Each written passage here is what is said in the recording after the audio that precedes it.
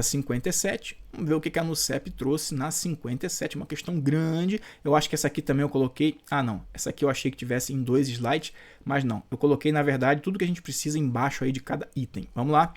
Do ponto de vista da estrutura sintática, está correto. Ele quer a correta. O que se afirma em... As formas verbais recusam. Aqui, ó. Tá aqui a frase. Em recusam.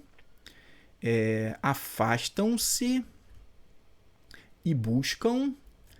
Em 2, né? Tá aqui. Tem como núcleo do sujeito gramatical a palavra famílias. Então vamos lá. Não há dúvida de que algumas famílias... Quem recusa a convivência, pessoal? Quem busca apagar da memória? Algumas famílias. Esse é o sujeito, né? E algumas famílias, né? Ou integrantes delas, algumas famílias, o núcleo é famílias, ok? Algumas é um pronome indefinido com valor adjetivo. Então, ó, mais uma vez, né? Já chegamos aqui à resposta na letra A. Agora, claro que a gente vai corrigir as outras, até porque na hora da prova você não pode marcar A e sair correndo para o abraço sem olhar as demais, tá? B. Não há dúvida de que algumas famílias, o verbo haver, né?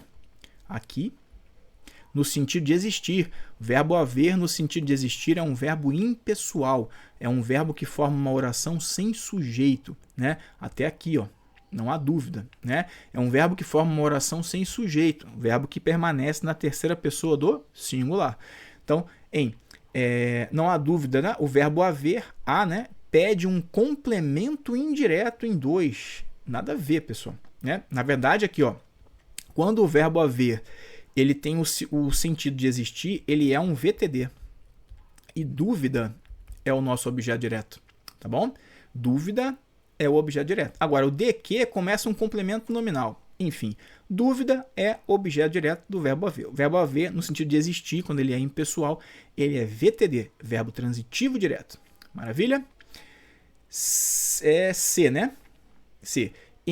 Recusam a convivência com o grupo, afastam-se para sempre, os verbos recusar, afastar-se são igualmente intransitivos. Pessoal, olha só. Recusam. Recusam o quê? Quem recusa algo. A convivência. Objeto direto.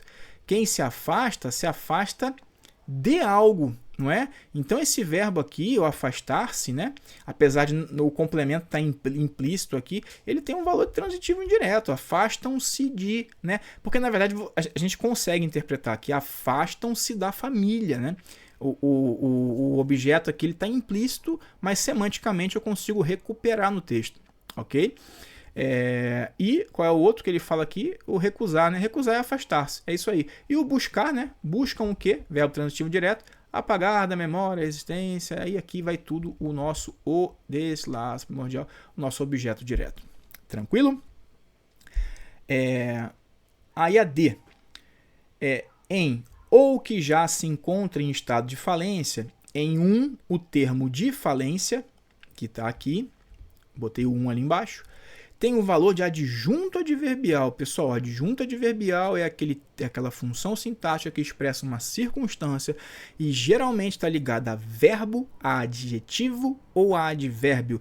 E às vezes, claro, pode fazer parte da frase, ali dando alguma nuance, alguma circunstância, emprestando alguma circunstância para a frase. Agora, adjunto adverbial ligado a substantivo, que é estado aqui, já está bem esquisito. Vamos lá. Há quem acredite que a família está ameaçada de ser destruída ou que já se encontra em estado de falência.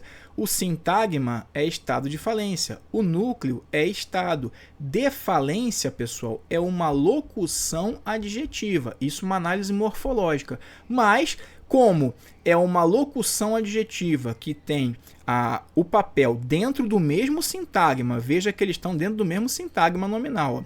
Como é uma locução adjetiva que exerce aqui o papel de especificar, de qualificar de alguma forma o núcleo desse sintagma, esse aqui é o nosso querido adjunto adnominal, ou seja, é o adjunto. Adnominal é aquela função sintática que está junto do nome, ó, adjunto, né? Junto do nome, ok?